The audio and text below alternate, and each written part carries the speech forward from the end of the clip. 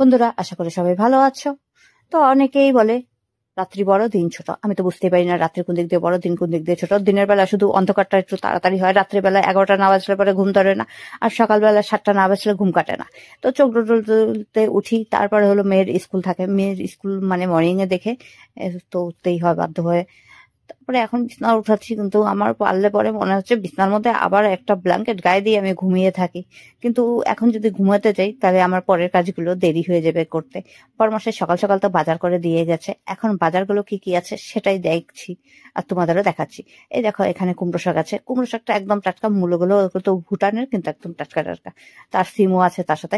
তাও কুমড়োর ডগাটা নিয়ে ভাবলাম একটা ফটো আগে শুট করে আসি, শুভ সকালে পোস্ট ছাড়তে লাগবে, তাই বলে কিন্তু চলে গেলাম বাইরে একটা পোস্ট মানে ফটো তোলার জন্য।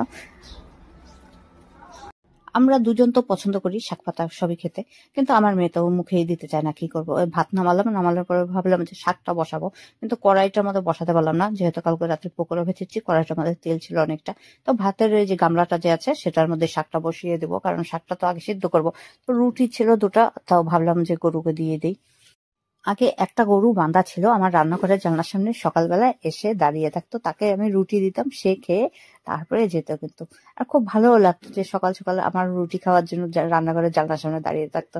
এখন ওই গরুটাকে অনেকদিন থেকে আমি দেখতে পাচ্ছি না। তারপরে দেখো, রাস্তার মধ্যে তো একটা গরু দেখলাম অনেকক্ষণ পরে এলো।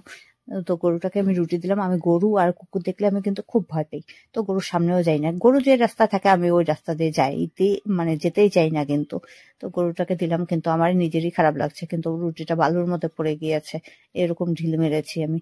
তো গরুটা অনেক কষ্ট মনে হচ্ছে, বালু শুদ্ধ এই রুটিটা খেলো, তো একটু খারাপ লাগলো। তো ঘরে এখন রান্নাবাড়ির কাজ আছে। এই দেখো, শাকের ঝোলটা আমি বসিয়েছিলাম। তো শাকের ঝোলের মধ্যে এখন দেখো লঙ্কা, লঙ্কা কি হারে খেতে পারি, কিন্তু লঙ্কার ঝাঁজ নাকে লাগছে, কিন্তু মুখে লাগে না। কি আর করব, এসব লঙ্কা ঢেলে দিলাম। শাকের ঝোলটা ঝাল ঝুল করে খুব খেতে চাইছি, জানি না যে ঝালটা হবে কিনা। তো শাক সম্বারও দেওয়া হয়ে গেল। তো আমাদের তো খাওয়াটা শাকটা দিয়ে ভালোই হবে, কিন্তু জানি না মেয়ের কি হবে।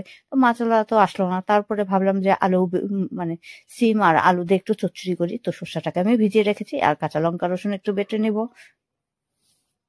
তো বন্ধুরা, এ দেখো খেতে বসে পড়েছি। তো মেয়ের খাওয়া হয়ে গেছে, আর বর তো আসেই না। বরের কথা আর কি বলবো, অনেকদিন থেকে আসছে না বর খেতে। তো বরের জন্য এই যে খাওয়া আমার আরো বাসি পড়ে থাকে। কিন্তু কি করব আর বলো, এই যে কালকে ডাল আর ফুলকপি ভেজেছিলাম, আর তো পরশু দিনের কিন্তু অনেকটাই সবজি ছিল, কাল তো আমি ভিডিও ছাড়িনি।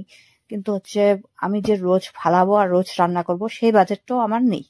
তার জন্য অনেক হয়তো খারাপ পেতে পারো, কিন্তু খারাপ পাওয়ার কিছুই নেই বন্ধুরা। ভালো চোখে দেখলেই ভালো, খারাপ চোখে দেখলেই খারাপ।